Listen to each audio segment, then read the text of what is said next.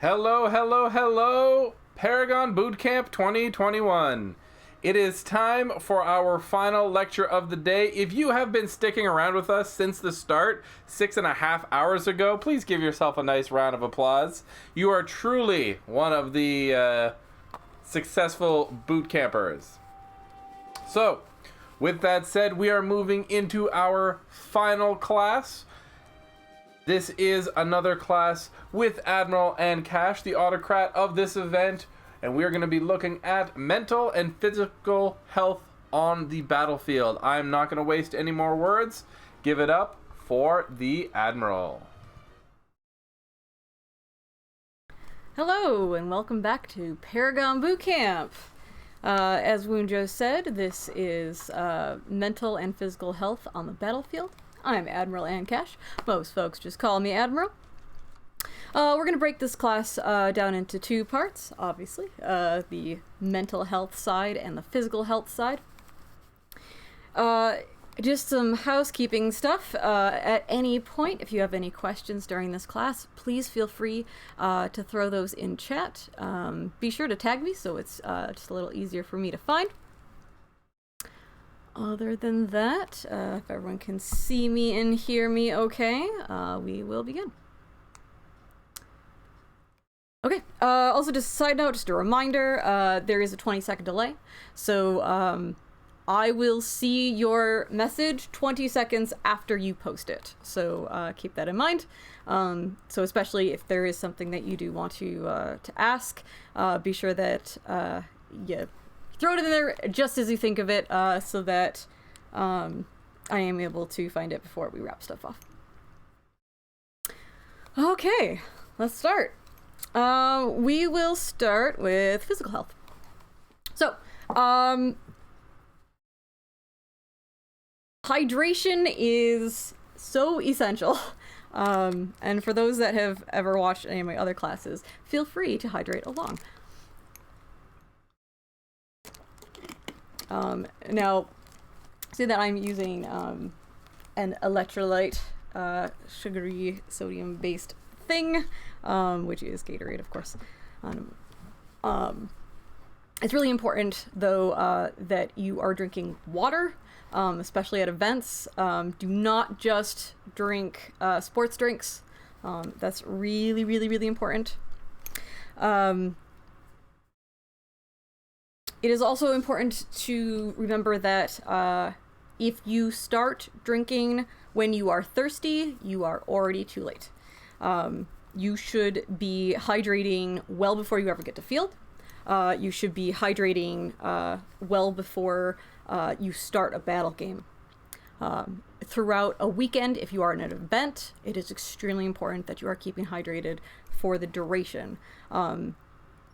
Dehydration is something that we see a crazy lot in our game, and when it gets bad enough, we do see players ending up in the hospital.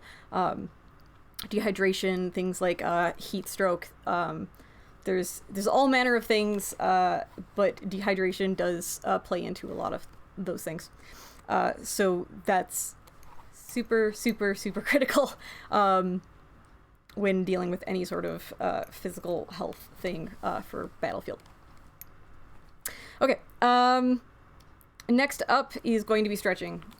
This is something that I actually rarely see in this game, which is super maddening to me. I was in Olympic training for fencing, so a lot of my training in physical health things comes from that. And there was not a single practice, not a single tournament where the first thing you did wasn't stretching. Stretching, cardio, also a big thing. Right, for us, we do some like ditching warm-up games, and that can help. Some folks, though, will jog, do footwork drills, just run around a bit, get your heart going, get moving.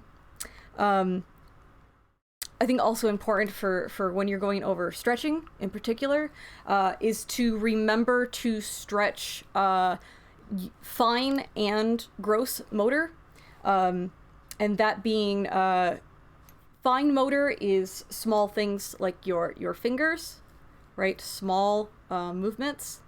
And gross motor is larger, more dynamic motions, more full body. It's important that you are going to stretch your arms, you're going to stretch your legs, you're going to stretch your neck, your torso, your feet, your ankles, all of it. You want to be fully loose before you start playing. And this doesn't just go for like tournaments and big things like that. Even if you're just going to go and ditch, stretch. Literally any time that you are going to go into a battle scenario at all, you should be stretching. This is one of the biggest things that I see for injury, and especially repeat injury. Pulled, torn, sprain, you name it. A lot of it comes back to the individual not stretching. And they go out, and the first thing they do is just go full out, and they end up causing damage.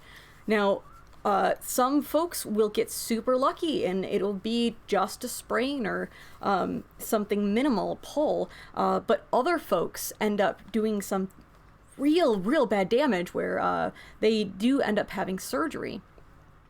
I will say is somebody that's had many surgeries in my time, it's extremely difficult to deal with when you are somebody that really wants to get out and fight, and you have to spend 3 months sitting on the sidelines watching everybody else. It's something that I think that we need to be hyper conscious of, especially in this time, remembering what we're feeling like in this moment, not being able to play. That happens too when you get injured. I think that folks don't really consider that as a possibility.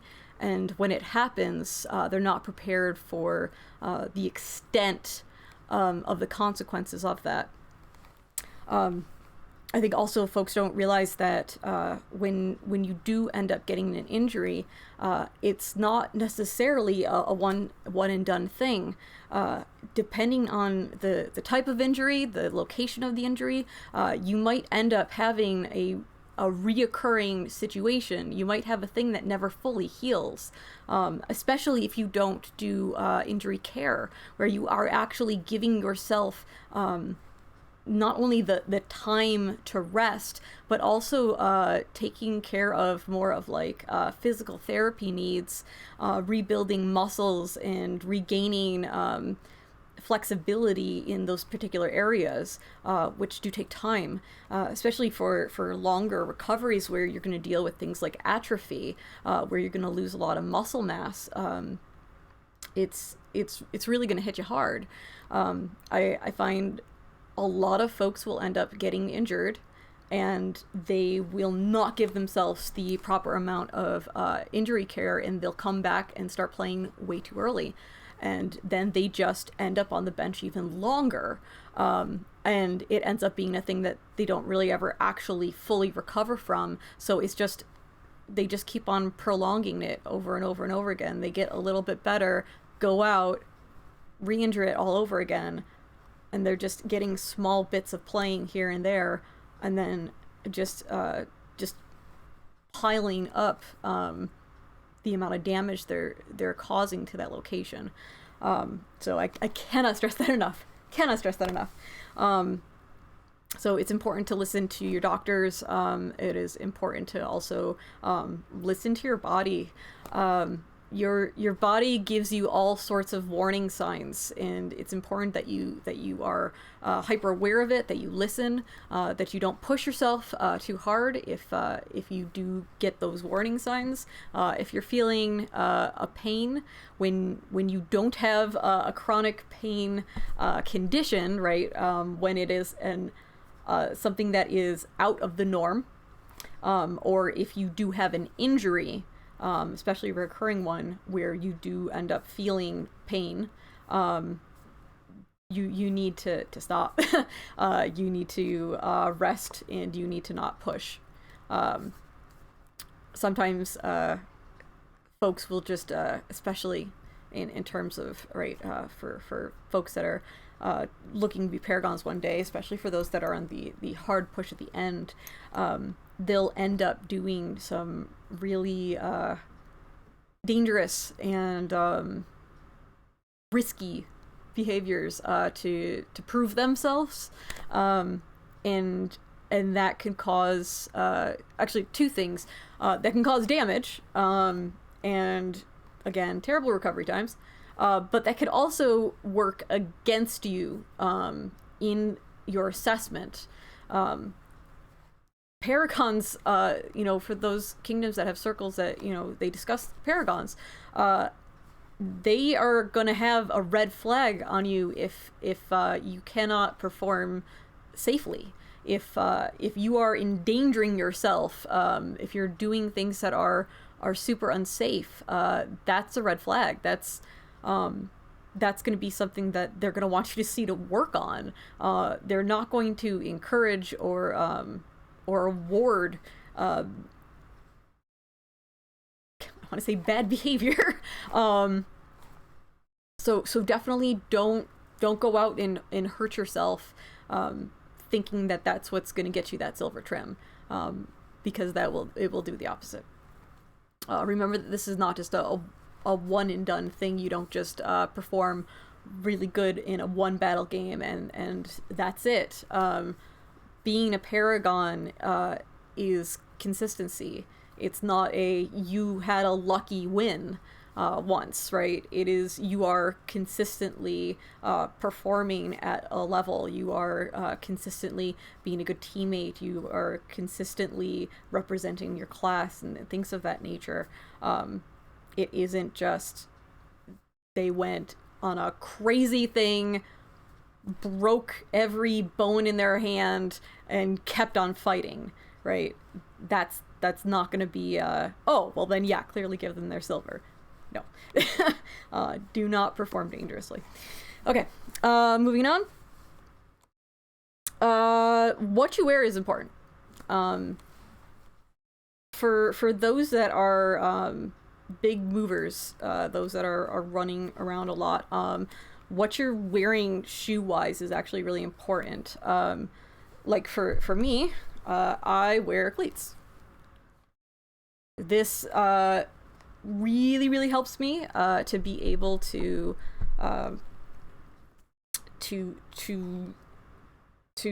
run faster, to have more control, to be able to make turns easier, to backpedal easier. It's all about control. It's all about control. If I were to wear something like the boots that I'm wearing right now that are pretty much flat bottom, I'm going to have no traction at all. And I'm going to slip and slide. I'm not going to be able to make any sort of quick directional changes, and I will not have control. So that can lead to me slipping and falling and landing terribly bad and injuring myself. That could also end up with me crashing into another player, tripping and falling on them. I once had a player that was trying to run me down as an archer, and they had a full kit of chainmail on, like literally down to their ankles. It was like really, really, really big, crazy shirt, and did not have tread on his shoes, and he just face planted on me after I had scored a goal and landed on me, and then couldn't get off of me because of the weight of his chain. That will happen, especially for those that are wearing heavy amounts of weight, right? If you're wearing plate mail, if you're wearing steel chain, things like that, the more weight that you have on you, you're going to have control issues, especially if you are stopping quickly or making a quick sudden directional change. You will most likely have a weight distribution issue where you will fall in a particular direction. And again, right, if you are close to somebody else, you end up landing on that person, and it is a bad time for everyone. So that is something to consider. Other things having to deal with what you're wearing. If you are wearing armor that doesn't fit you, you can injure yourself. Plate is a big one for this. There's so much ill-fitting plate out there. And there are times also where folks will wear plate and they won't wear anything underneath, like a gambeson. So just like literally on bare skin, and it won't fit them right. So when they make a certain motion, they'll end up bruising everything in there. It's something you want to avoid. Any type of armor that you wear, especially ones that don't move with you, that aren't flexible, any rigid spots, if it's digging into you, if it is restricting your movement, then that's not the armor for you. You should be cautious of store-bought, especially online when you can't try it on, those types of armors, because those are not built to your body type. For those of you that do any sort of garbing and pattern making and things like that, you'll have a better idea of sort of the intricacies that go into it because of how the human body is shaped. It's not perfectly this or this. You could have somebody that has a measurement that's 32 inches around, that's shaped more like this or more like this, and it's still the same amount of inches, but the shape is drastically different. So that's something to consider. For those that have more curved bodies, that's gonna hit even worse, because again, it's not going to be fitting you properly at all, which is going to impact your movement, right? If you have something hard, you're just going to hit it, you're going to slam, especially in a battle scenario where you're going to be going off of instinctual movements and quick responses, where your body's just going to go, oh, I need to a defensive positioning. You're just going to move. You're not going to think, oh, I need to be cautious that I don't move too much this way or I'm going to hit my thing. You're not going to be thinking that in the moment. You're just going to be go, go, go. And all of a sudden you're going to end up causing yourself some injury. So again, super important, the gear that you wear, make sure that it fits you properly. This also goes for any worn gear, right? Quivers, things like that. Anything that you are harnessing onto yourself, anything that is physically on you, hanging off of you, anything that is a tripping hazard, anything that is going to restrict your movement, anything like that you want to be super, super careful with, or outright avoid. Okay, moving on. You also want to be careful with weapon types, the way that you operate them. For those that watched the melee, or not the melee, excuse me, the missile class, we went over a lot of this, right? What you do with a bow can be very dangerous for yourself. It can be very dangerous to your target if you don't know what you're doing, if you're using improper form. If you are making poor and dangerous choices with your target placement, how you operate the bow, when and where you're taking those shots. This can also go the same for melee weapons, right? The force of your strikes. But also the positioning, right? Being cautious of hyperextending, right? If you're doing something where it's just you're going way too far into that shot, right? You're gonna cause injury. For those that are magic casters or use smaller thrown weapons that are throwing a baseball style pitch. Right, there's all sorts of wear and tear and pulling and rotator cuff injuries is a big one for that.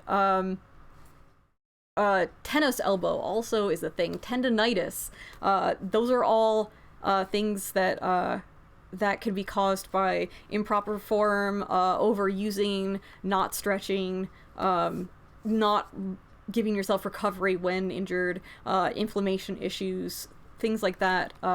They're all things that you just want to be cautious of. There's things that you want to avoid or make sure that you're doing properly. I will say even shields. Even shields is a thing. If you don't have a shield that's like properly sized to you, you can end up whacking yourself. If you have a shield that is too far into your sword arm and you try to go for a cross shot, right, you'll end up like hitting the side of the shield like with your arm and bruising yourself up pretty good. If you're trying to do shots where you're trying to get around your own shield and the shield is just too big for you, you're gonna have some issues. So again, it's making sure that your gear is suited to you, to your own physicality, to your own play style, your form, and your type, that it's all customized to you. Because again, you want to avoid anything where you're dealing with collisions, any issues with restriction, hitting things you ought not to be hitting, anything that's in that territory you want to avoid. Again, if anyone has any questions at any point, again, feel free to send a message here in chat. And if you could tag me, that would be fantastic. It would just be a lot easier for me to find. Other than that, we'll keep going. Garb. So Raven mentioned this earlier in his melee class, but the material that you wear can really hinder or help you, particularly when it comes to temperature control. Linen is fantastic. I 100% agree with him. Linen is fantastic. Breathes really, really well. If you have things that are more like artificial based, like plastics, things like that, that are in the textiles, they could end up making you overheat, having sweating issues, making it where it absorbs too much of the sweat. There's lots of temperature control issues that can happen if your materials are not breathable. But like when you're getting into colder temperatures, right? You also want to consider things that are more insulating. If you are packing on things and you're starting to sweat too much, then if you have a material that's just seeping in the sweat, you are going to end up just having cold, wet sweat up against your body for long periods of time in the cold, right? Again, Raven mentioned all of this, and I just could not agree more. I had in my notes, I'm like, you hit the same things. It's just like, yep, I 100% agree. You gotta be careful. There's lots of misconceptions about just packing on layers. Layers can be good at times because you can kind of customize how much you're wearing at what points. If you just wear something that's just one layer and it's all or nothing, that can be a little difficult. If you do have different types of layers, and this goes for all temperatures, right? So if it's warm out and you have different levels, if you're dealing with a windy day, if you're dealing with fall or spring where it can kind of fluctuate, having layered options where you can add things or remove things as your temperature is adjusting and changing, you can have a little bit more control. It's also going to be very important that you remember two specific directions and timing with temperature things. You are going to warm up as you are being more physical and more active, so when you're playing, and you're going to cool down when you are resting, you're stopping playing, right? And right, again, if you're playing, you're also gonna end up dealing with sweating throughout, and then your body's going to start cooling down also, right? Sweat is actually how the body helps regulate temperature.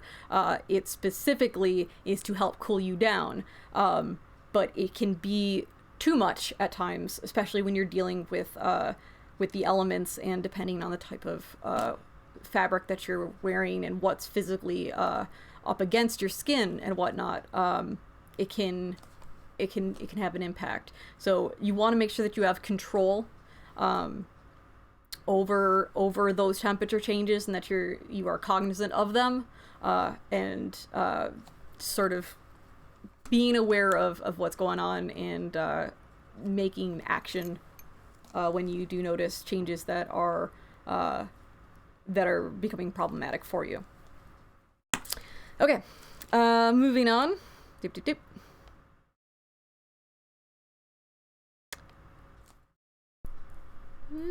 Okay. Other things for things that you have on you. For those of us that have chronic pain or chronic illness, anyone that has asthma, that has any sort of medication, allergy, anything that you have medication for, or devices or anything like that, it's really good to have like a pouch or something on you that you can keep those with you. If you're at an event, it's also good to have like your medical card, form of identification, just a note card or something that says who your emergency contact is, if you have any allergies to medications, what your blood type is, anything like that. A lot of folks don't really consider this, but there are times where you are in a battle and something goes terribly wrong and you become unconscious and have to go to a hospital. If all that information is known ahead of time, it will save a lot of time and potentially your life. I know it sounds really dramatic, but that's actually a thing. That is actually legitimately a thing. They cannot start giving you medications and right in a super severe crazy accident type of thing where you're getting blood. They need to know what your blood type is. They need to know if you are allergic to any medications. If you are super allergic to X and that is the best thing to give you, and they don't know that, then you could end up in a critical situation. Alternatively, they could just not know if you are allergic or not and withhold it until they have confirmation, if that's a risk. So I know that's something that most folks don't consider. A lot of folks don't really think that those are possibilities. They don't consider that that type of injury or accidents can happen to them. But I've seen them. I've been in those situations myself. It is not fun waking up in a hospital after being at an event. You're in a game and all of a sudden you're not. There's just a lot of things that happens. Concussions are a big thing for sure. Heat stroke, dehydration. There's lots of minimal small things that can affect your levels of consciousness and end up in the hospital. And it doesn't take some catastrophic accident for that to happen. So those are important things to sort of just be mindful of. And yeah, just save yourself some time, save yourself some grief in some bad times. It's also important that you communicate to somebody that you have any particular things. If you are asthmatic, right, it's important to let the Reeve or if you have a Medicrat, know that that's a thing, and that you have your inhaler on you and where it is, right? Because in those moments, right, if you're having an asthma attack, you are not going to be calmly discussing with somebody where your inhaler is, or that you have asthma. right? I have asthma, so I can tell you this from experience. You are not communicating. You're not speaking, and the people around you don't know what's happening. They don't know how to help you. They're gonna be trying to find your inhaler. They won't know where it is. They might start like tearing your bag open. They might try to find somebody that knows you to see if they know where your inhaler is, when it might be literally on you. It's really good to just make sure it's on you. I have encountered so many times where I have played with other folks that are asthmatic, and they'll have an asthma attack and they won't have their inhaler on them. And it's like, oh, it's in my car. It's like, what? You just did you went to go fight in a game when you knew you had asthma, and you had your inhaler in your car, and your car's locked. I can't count how many times. I literally can't count how many times. 15 years that I've seen that. Oddly enough, always in the car. Always in the locked car. Because it's also, you'll get them to where they will get to your car, and then they'll realize that it's locked, and then they'll try to get back to you, and then try to figure out where your keys are, while you're, in the middle of the asthma attack. I've done it once. One and done. Never did it again. But yeah, so now I always wear a pouch. It's always in my pouch. So, little ranty tangent. Apologies. Okay, moving on. I think it's everything for Warren stuff. So I'm gonna also just give sort of a couple of tips. Excuse me. Remember to hydrate along. Just a couple of tips for those that do play with chronic pain, chronic illness. For those of us that have conditions where it's safe for us to play and it doesn't cause damage, it's just sore and painful, but otherwise that's it. No actual repeated progression of injury, and not anything where you're causing any sort of damage to yourself at all, right? Right. Fibromyalgia is one of the things that I have, which is something of that type. When you're dealing with nerve damage, stuff like that, like it's stuff that's going to hurt, but it's not going to cause any damage, right? It's not like a torn or pulled muscle where that's just going to be a whole thing if you're not resting it, doing other things. There's ways that you can still play this game and can help mitigate some pain stuff for you. Remember that you can call dead at any point. If you are having a rough pain day and somebody is running towards you and they're about 20 feet out, call dead. You don't have to just stand there and take the hit. If you're having an off day, you're probably not going to survive the encounter. You're probably not going to have a good interaction fighting wise, right? Especially if you're not doing specifically like a melee fighting aggressive type thing, right? You might be doing more of a defensive line backing thing. You might be doing magic or range. You can call dead if you know somebody's going to end up killing you. Give yourself the break of that impact, because the less impacts that you get, the more you're going to be able to play, last longer in that game, and it's gonna save you some pain later on the end. Other things to remember is adrenaline is your friend. Adrenaline is this nifty band-aid, but the trick of it is once it wears off, you feel it.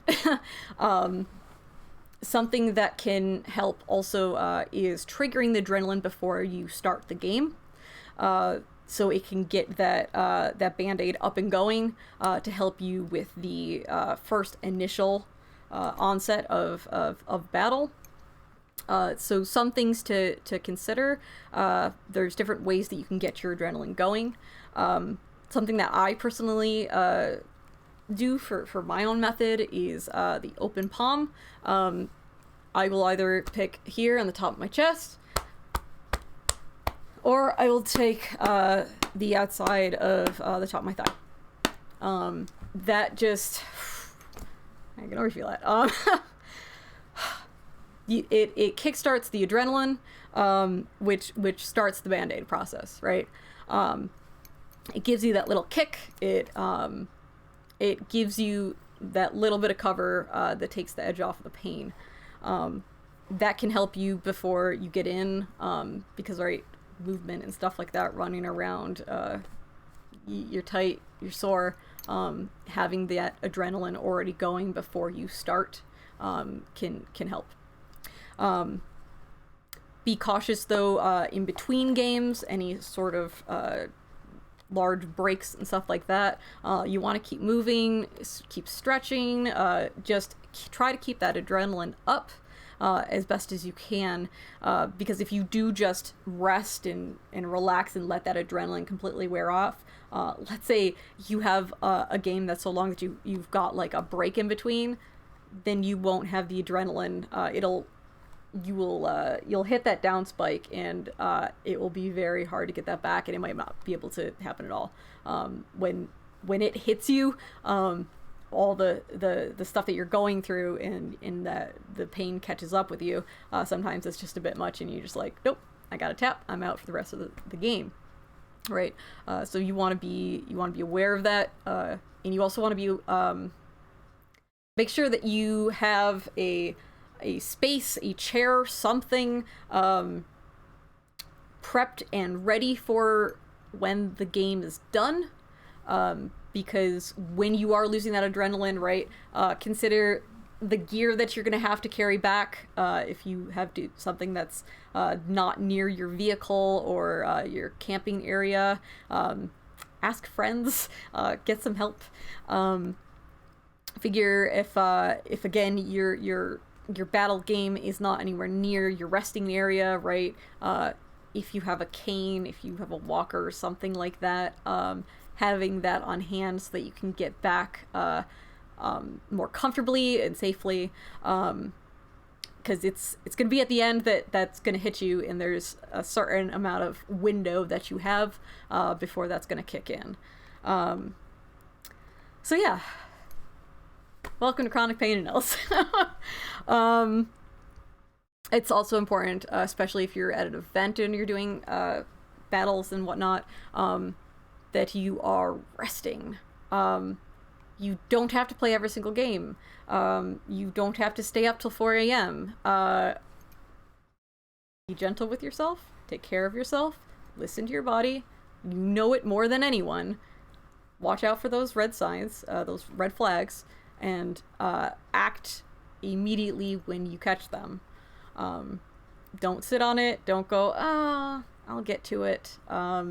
Make sure you're keeping up with your hydration. Make sure that you're taking your medications, that you are on time. Don't miss things. And make sure that you aren't pushing past your limits. That you have boundaries, and that you're not just trying to do it for somebody else, right? That you're not pushing yourself because you're worried that your team will be mad at you, or for those, going for Paragon, thinking that you won't earn it if you don't throw yourself, through stuff. It's very important just to understand the importance of self-care. And that really goes for anyone, right? You don't have to have some debilitating illness or disorder.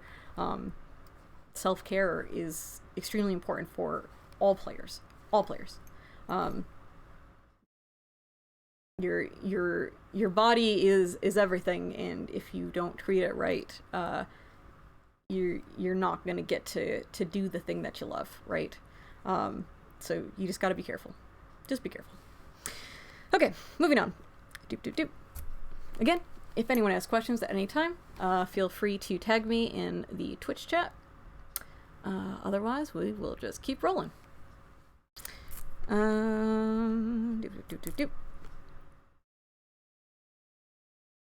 The one last thing on this, I will say is communicate. Kind of went into it a little bit for the medical stuff, but if you are in pain, if something happens, you think you've caused injury to yourself, or you are concerned you are about to, if you are feeling the effects of dehydration, if you are getting overheated, whatever the case might be, communicate with your team that something is up. Ask for help if you are finding yourself in a situation, if you need water, if you need shade, if you need to just get all of your gear off of you like that. You need to communicate. It's okay to ask for help. It's necessary to ask for help when you are in a situation. Do not get into your head about disappointing your team. This is a game. There's going to be a million more, but you only got the one you. And a single game is not worth any sort of injury or any threat at all to you. It's not worth it. It's absolutely not worth it. So make sure that you get help if you need help. Make sure that you're aware of who the Medicrat is if there is an event. Make sure that you know who is medically certified to give aid if you're at a field. Again, make sure that it's known who your emergency contacts are. If there's anyone in particular that you really trust that can help you out in a situation, just communicate that you need that individual, where they are, and then communicate with that individual to help you. It's just really, really important that when you are in a situation, you don't keep that to yourself, and you don't needlessly try to get yourself out of a situation if you need aid. So that's just super important across the board. Okay. And that's the end of the physical stuff. Again, if you have any questions at all having to do with physical health things, go ahead and throw that in chat. Doop. Checking stuff. Okay. Again, there is that 20-second delay, so I will see it 20 seconds after you type it. I'm just going to give it just a quick second. Oh. So, for those that ever watch my Admiral Academia classes, I always give the 20-second silly dance, so I will, in honor of that, continue the tradition. I actually believe this was started at last year's Paragon Bootcamp, where this all crazy ride of nonsense that we all find ourselves in. Yes, and it's never actually 20 seconds, and it always ends with jazz hands. Okay, that's you for you, Rajavia. Okay. Cool. Then we're gonna move on to mental health. Okay. Morale. Morale is a thing that impacts a lot of people. If you end up getting super down on yourself and super down on your team, and you are making super negative remarks, you're being self-deprecating, you're just getting into this sort of despair thing of, we don't have a chance, we're just not good enough, there's no point in even playing, why we're even bothering, that spreads very quickly, and the rest of your team is going to feel that, and that's gonna get into their heads, and everything's gonna go downhill from there. If you start noticing that sort of cynical, jaded, kind of negative, intrusive thoughts, that's sort of a point to start redirecting your goals. At that point, it might not be to win the game. It might be that you want to successfully attempt doing a specific spell or getting a specific ability off. Small attainable goals. It might be just to have fun, just to YOLO, be silly, do something nonsensical, just to have fun with it, because if it doesn't matter, then it doesn't matter. It's just, again, it's a game. I think the biggest thing for us to remember is that this is a game, and there will be a million games after. One single instance is not, like, if you lose, that's okay. It's okay to lose. There's always going to be a winning team and a losing team. Unless there's a very specific situation of which there is a game that allows ties. But most often not, there's a winning team and there's a losing team. So you're going in with that 50-50 split.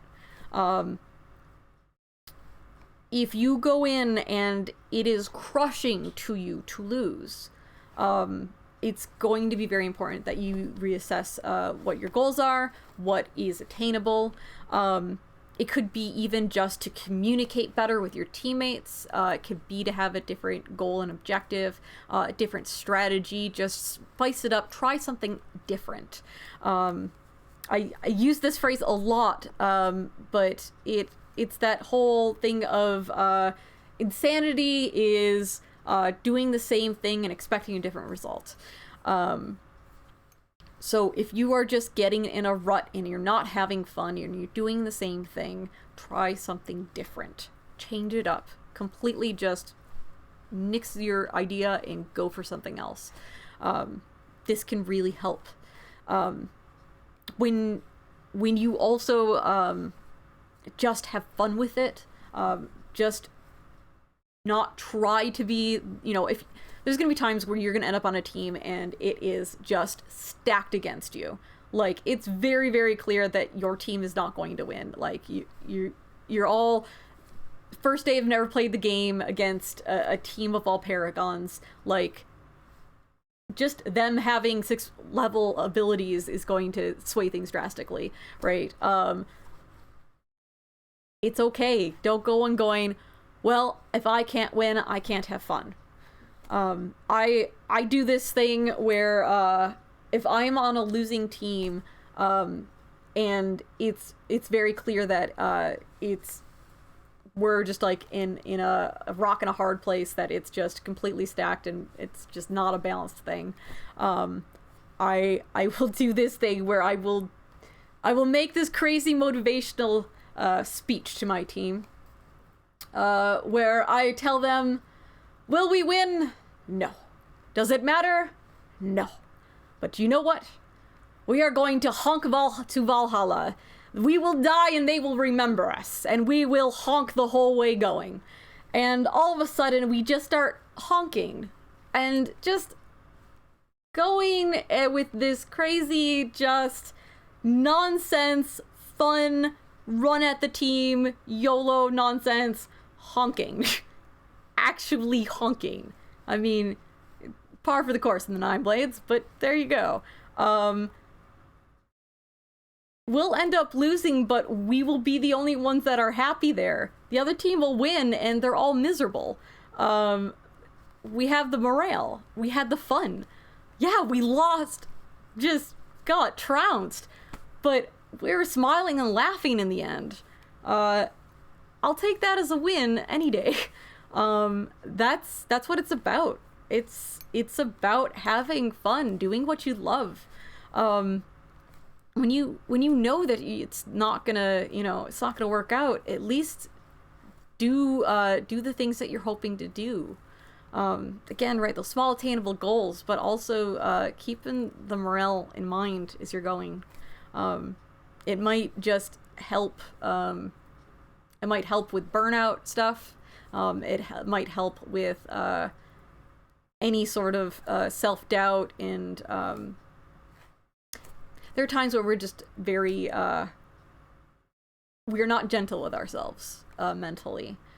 We get in our own heads. Again, that self-deprecating behavior, that language, any sort of we sort of get into this thing, especially with Paragon, where for those that are on their hard push, especially, and when they're on the hard push for a long time, it becomes a thing of validation issues. It ends up being a thing of equating Paragonhood with self-worth, which is the worst thing you can do. I cannot specify that, like, anymore. I just, hard stop. Paragonhood is not the equal measure of worth. There's going to be so many of you out there that already are Paragons. It's just a matter of when the sash is handed and when the scroll is signed. That doesn't make you not a Paragon. That doesn't make you less of a masterful player.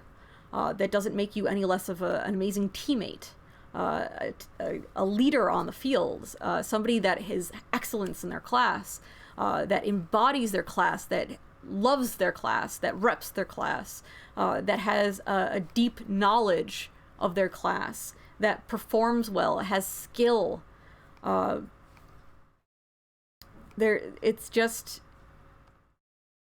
there is no better feeling than about damn time and so well deserved. Those two phrases. You might get overlooked for a very long time. You might be waiting years and years and years. When that moment comes and you hear one of those two phrases, or both, it's all worth it. It is all worth it. Take it from someone who knows. It's worth it. It is worth it.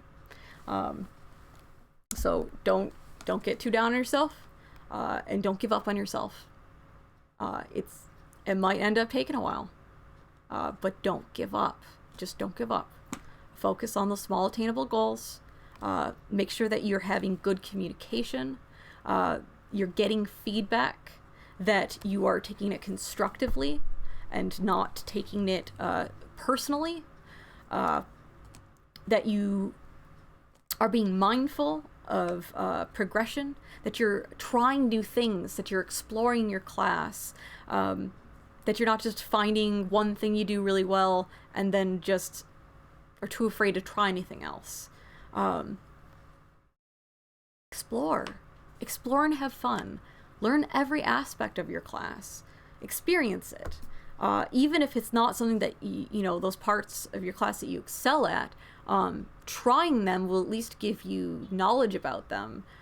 It will help you become a better teacher when you become a Paragon.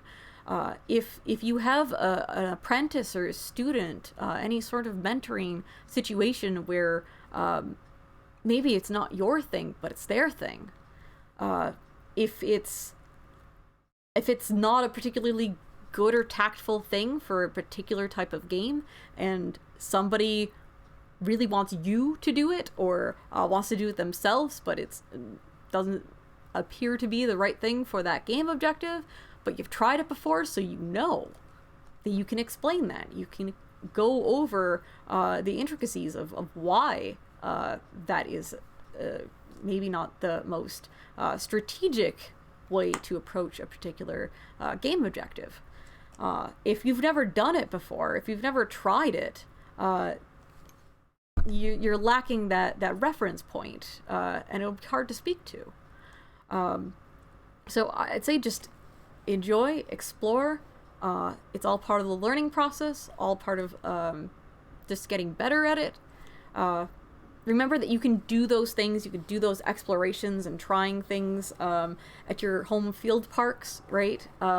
Where it's not going to be such a critical eye. Like if you're versus trying a new thing when you're on your hard push at a kingdom event that you only get to once a year, right?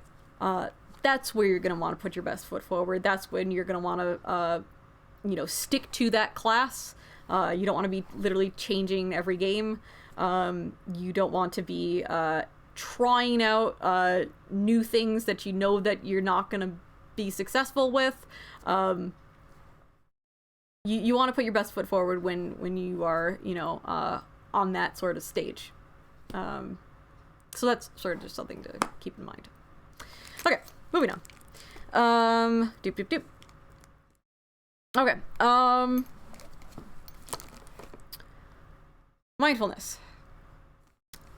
It's important for you to be aware of where you are mentally in any given situation in this game. Burnout, yes, absolutely is a thing. But even just being very anxious at a field day, if you have depression or something like that, being extraordinarily sad at a field day, detached, not feeling it, not feeling okay with social interactions. There's going to be a whole plethora of things that can affect you, and it doesn't have to be as big as you trying to do some sort of throwdown at a kingdom event. It can be as simple as you're having an off day at field. It's important for self-care. It's important to be aware of your situation, to take action. This could be in different forms. Sometimes, depending on your situation, you might need some alone time. You might need to decompress, specifically not be around people. Or you might have the exact opposite, where you need to socialize. You need to be distracted. It's going to be about knowing yourself, listening to yourself, catching those red flags when they pop up, and going into sort of more of like techniques, coping mechanisms. No one knows you better than you. That's the biggest thing. And it's important that you recognize what works for you and what doesn't. That you don't let anyone force those things on you. I myself have been in situations where how I deal with things a lot of times is a go. Especially if I'm having a pain situation, I need to just move. I need to keep going. I need to be distracted. This is my cat Trey. Paragon Bootcamp without him showing up. Hi, buddy. It's and in that moment when somebody's telling me, "Oh no, stop, slow down. No, just breathe." Just like it's like. That's the exact opposite. That's gonna make me so anxious, and that's gonna, like, my adrenaline's gonna drop. That's gonna cause me more pain. Like, it might look hectic and almost anxious to somebody else, but I do well with controlled chaos. I like to move, be active, be just going. That helps me. It might seem sort of manic at times, even, but it's a comfortable thing, and it's something that is controlled and is choice. That's the difference. Like, that's the giant difference. So when somebody else tries to tell you how to handle yourself, you gotta have boundaries. You gotta communicate. You got to make sure that you're not going to be in a situation where they're going to try to force their ideas and opinions on you. or even me talking to you in this class right now, these are suggestions. These are things that I have experienced or have experience training in. These are things that that are helpful suggestions, but they are not a end-all be-all. They're not a there's only one right answer. There isn't a you need to do this. There isn't a listen to me and not medical professionals, right? Suggestions are suggestions. They might help you, they might not. It's important that you have introspection and you learn about you. There's going to be some things that may not make sense to others that are going to help you. And knowing what those things are and when to use those tools is going to be very important. This is a very social game. This is a very busy game. There's lots of people. Sometimes that can be very overwhelming. Sometimes that can be very chaotic. Sometimes that's the best thing for you. Sometimes you just need to be distracted and you just need to be around people. In those cases, fantastic. But again, there's going to be times where you just need alone time. You need to decompress. You get peopled out. Right? And in those cases, right, if you're, I would say some tips, if you're in an event, find a secluded location that you can dip to.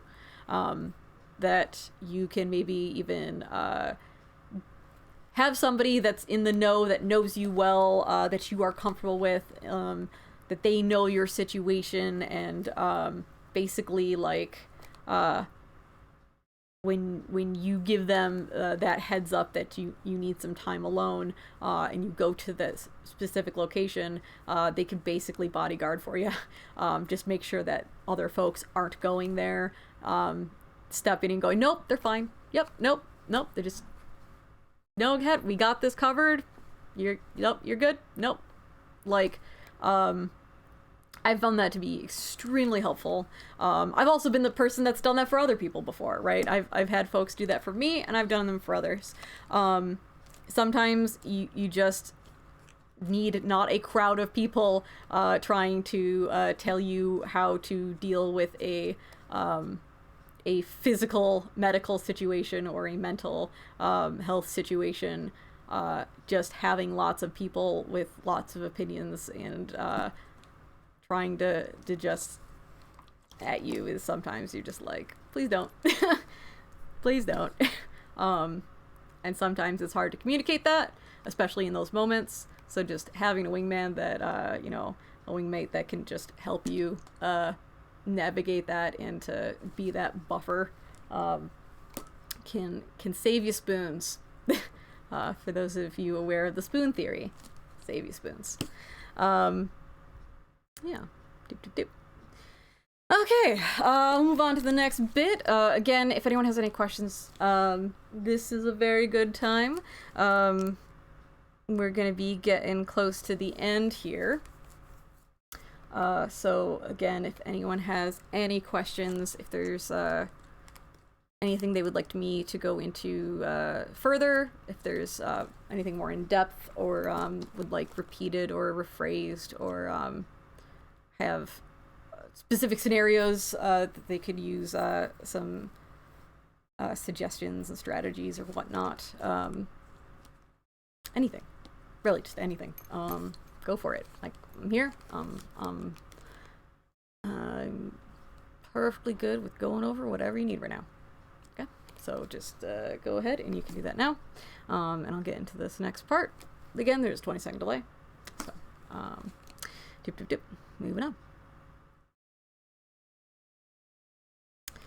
on. Okay, so we've gone over just sort of generalized field stuff. We've gone over folks that are specifically on their Paragon pushes. What if you're already Paragon and the stuff that you're going to deal with? Imposter syndrome is a thing. It's this thing that a lot of Paragons, in their first bit, some will experience that. It can be rough. It is important that that you recognize that you received the sash for a reason. Somebody believed in you enough to sign that piece of paper. That believed in you enough to sew that silver on. That doesn't come with nothing. That doesn't come with without recommendations. That doesn't come for no reason.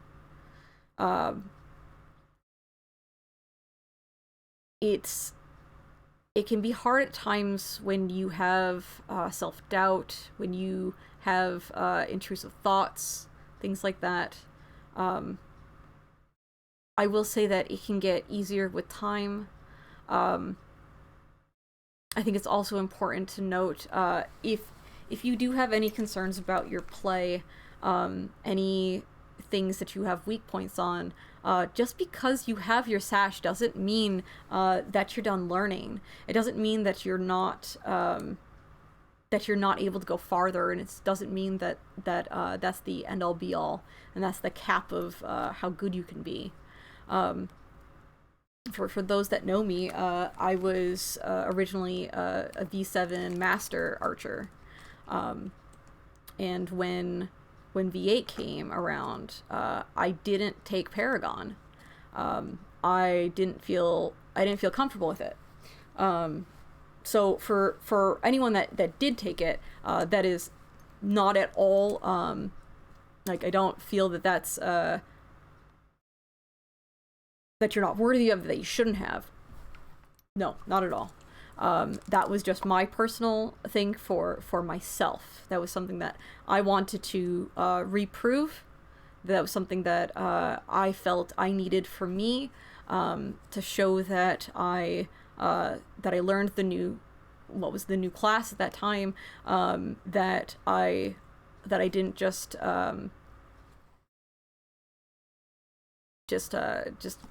stop at V7, right?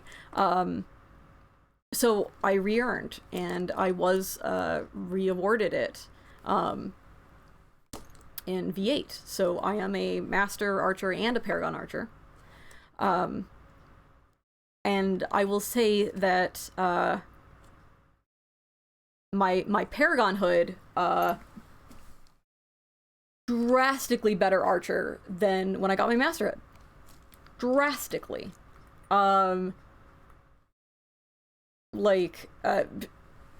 Shocking levels of just the difference.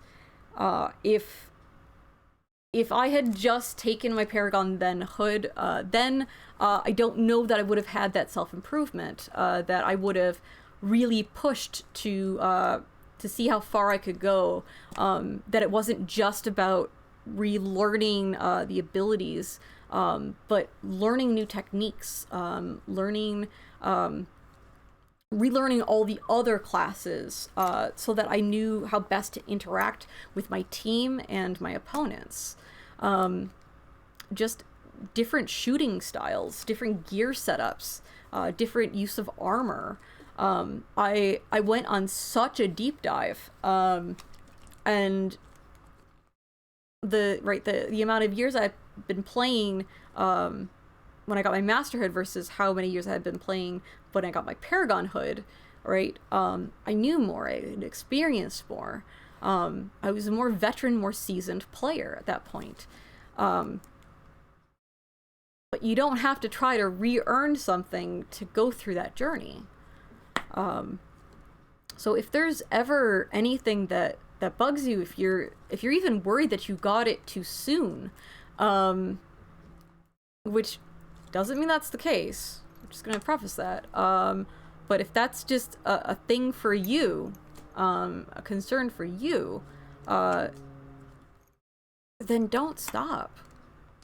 Just don't stop trying things, improving, finding different techniques, working on different team strats, just being a better teammate, communicating more. See how far you can go. I'm going to say that's the challenge to all Paragons, including myself. Don't ever stop. Don't ever stop learning. Don't ever stop trying things. There is no such thing as like actual master. There's no end cap to anything that we do in life. There's always more we can learn. There's always more we can do. And when you get the sash, it doesn't mean you have to stop. So that's always a thing. The other thing I'm going to say is be gentle with yourself. Again, there's going to be days that you're going to have just an off day. You didn't sleep well, you didn't stretch enough, you were in your own head about a thing, you were super distracted with mundane life stuff. You ended up just on a team that didn't work well together. The communication wasn't there. No one wanted to stay on the game objective. There's just gonna be off days. There's just gonna be days where you're just not gonna perform. You're always gonna want to, rep your sash. You're always gonna want to put your best foot forward. And if you let that that intrusive thought going, oh, well, you didn't play like a Paragon today, if you didn't earn your sash today, right? Like, if you have that sort of thing in your head, you're gonna drive yourself mad. You're not gonna just enjoy the game. You're not gonna enjoy your class anymore. If you have this fear and this doubt and this thought that you always have to be on, always, that's going to eat away at you. So be gentle with yourself. Be understanding. Know that we are imperfect beings, and it is impossible for us to be 100% on 100% of the time. There's going to be a million variables that's going to affect that. Even the weather can affect that. So do not be that critical of yourself. Give yourself a break. You went through heck to get that silver. You earned it, and you got it, and you deserve it, and it's yours. Having an off day isn't going to change that. That's not going to make you any less of a Paragon. You had a bad day. We all have bad days. It's okay. It's okay. That's the biggest thing. It's okay. You're going to have a million games after it, right? You can have a million games after it. We're just going to keep on playing. Do better next time. Or you might have another bad day, and that's okay. That's okay. Everything is just okay. Be gentle with yourself. The last thing I'm going to say on this is boundaries. Make sure that that you communicate how you wish to be approached for feedback, when is appropriate, things like that, so that you're not going to be in situations where folks are going to be demanding you to teach or run things, or to drop everything to mentor somebody in a situation at a specific time at a specific event. Right, if you're at an event and you're volunteering, you're doing all these other things, and somebody's like, oh, well, if you were a big good Paragon, you would help me with this right now. No. Boundaries is very, very important. Right, obviously we are there to teach. We are there to mentor others in our class, to promote our classes. I am a double Paragon. It's not just Archer. I am Anti-Paladin Paragon as well. So play both. But right, it's so